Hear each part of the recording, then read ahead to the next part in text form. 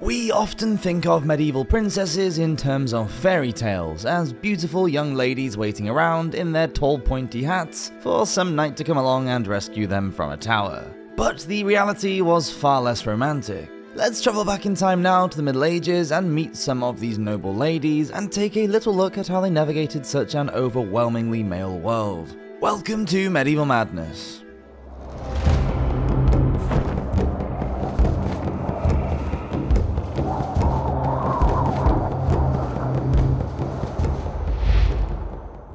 The life of a princess was not nearly as glamorous as the Hollywood movies would have us believe. They were not even referred to as princesses until the early modern age. Before that, they were daughters of the king or just plain old ladies. Yes, they would have lived a privileged life wearing rich silks and velvets. They would have also eaten the best food and drank the most expensive wines, probably from silver plates and goblets. But sadly, they were often used as commodities by their fathers, a resource to be married off to whomever he chose and traded for political gain. But as we shall see, some of these medieval princesses were women who could hold their own, and proved that they were not just pawns to be used by the men in their lives.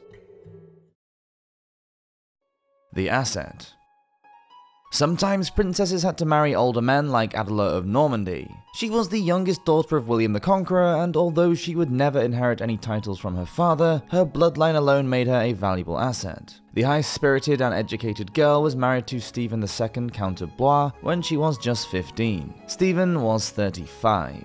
But the marriage linked together two of the most powerful families in northern France. Adela and Stephen had between 6 and 8 children, and their marriage was said to be one of mutual respect rather than affection. Princess Joan, who was born in 1210, was the third child of King John of England and Isabella. She was passed about from pillar to post. First, she was wanted as a wife of Philip II of France for his son, but her father promised her to Hugh X of Lusignan as recompense because his father Hugh IX had been jilted by her mother Isabella, who married King John instead. Joan was gifted a county and the Isle of Oleron as a dowry, so she was sent to France to be brought up in court there until the wedding.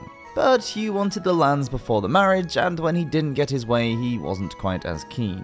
When King John died in 1216, Joan's mother Isabella decided that she would marry Hugh herself, and it was agreed that Joan should marry Alexander II of Scotland instead. So Joan was sent home to be married at York Minster, making her Queen Consort of Scotland. Alexander was 23, Joan was 11. They didn't have any children, which was a problem, and Alexander probably wanted an annulment but was afraid of provoking a war with England. It's likely the couple became estranged. Joan decided to go on a pilgrimage to Canterbury with her sister-in-law, Queen Eleanor. Sadly, Joan died in the arms of her brother King Henry II at the age of just 27. The fighter.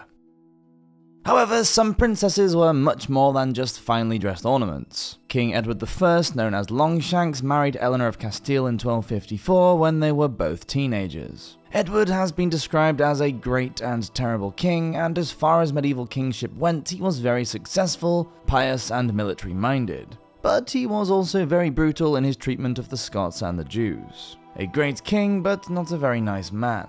Nevertheless, he did have a close and tender relationship with his wife and daughters. Eleanor had about 16 pregnancies, although most of the children didn't reach adulthood. Only 6 of them survived to the age of 10, 5 girls and 1 son. The oldest surviving daughter was Eleonora, who was for a long time heir to the throne, as each of her brothers were born and then died in childhood. This meant that Eleonora was educated in statecraft, as though she were a prince. For a long time, she was betrothed to King Alfonso III of Aragon, but Edward dragged his feet over the union. Despite repeated requests from Alfonso in 1282, Edward insisted that his wife and mother were concerned that Eleonora, who was 13 at that time, was too young for marriage, and that the Aragonese ruler would have to wait another 2 years, despite the fact that Alfonso was only 4 years older than Eleonora.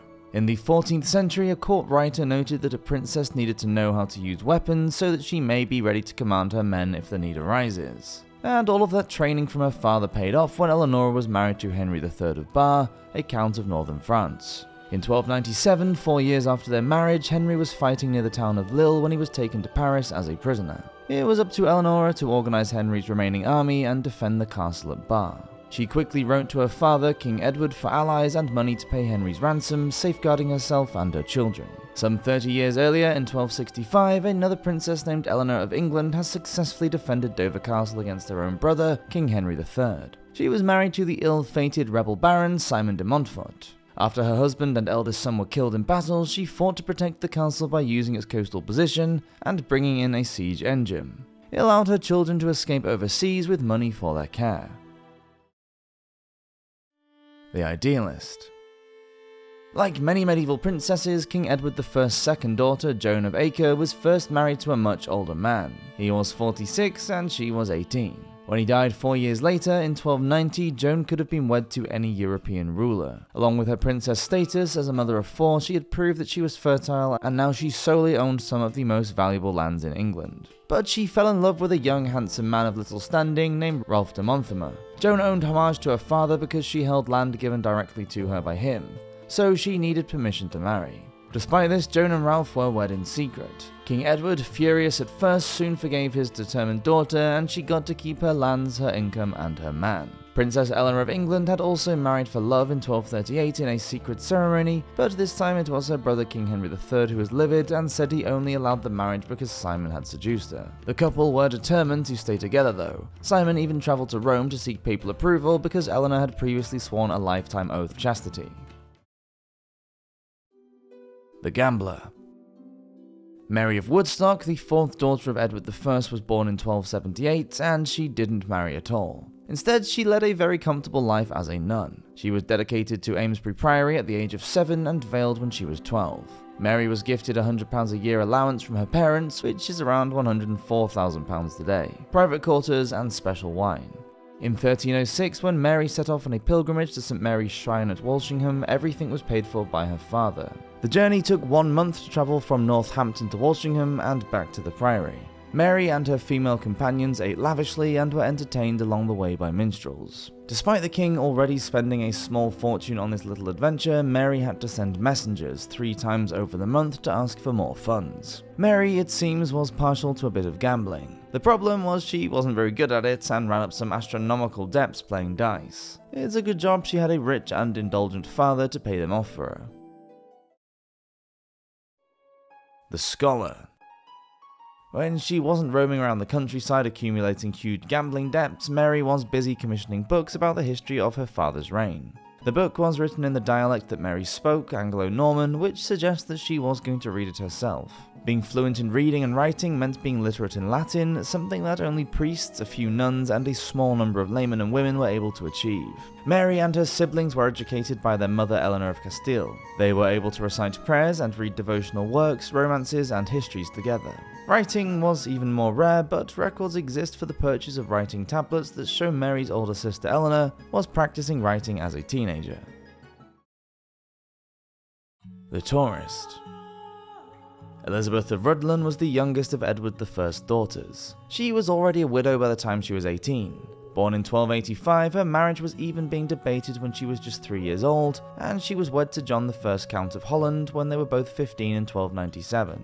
When John died just 2 years later, in mysterious circumstances, as many medieval royals seemed to do, Elizabeth was desperate to get back home, so she set off from Holland in the summer of 1300 on a journey by land and sea that took her almost 2 months. But travelling was something that Elizabeth, along with her sisters, was well used to. The English court was completely transient, and with the king at its heart, would move up and down the country from one royal castle, monastery, or aristocratic home to another. Along with the monarch, his wife, and any child over the age of 8, there were servants, clerks, and knights, all on a convoy of horses, carriages, and carts. Once independent from their parents, the princesses would have toured with their own households, either perched prettily atop of a saddled palfrey, or in an uncomfortable, springless coach being bounced about on unmade roads. The Architect. In the late 1290s, Edward's third daughter Margaret found herself in an embarrassing situation. Her husband, the Duke of Brabant, was not being very discreet with his dalliances at court in Brussels. She needed a court of her own, somewhere away from her husband's mistresses, somewhere attractive enough that she could entice influential courtiers away. She found that none of the existing royal houses were magnificent enough for her requirements, so she built her own at Tervuren in Belgium. Margaret had learned about the building of castles from the best. Her father had built a chain of 10 fortifications across Wales known as the Ring of Iron Castles after he had captured the Principality. But Edward's castles were much more than just imposing military constructions. They showcased decorative masonry and refined gardens. Margaret, who had visited these castles in her childhood, was able to draw on her father's legacy to create Teveren, a moated royal residence that asserted Margaret's position as the Duchess of Brabant. The Defiant One.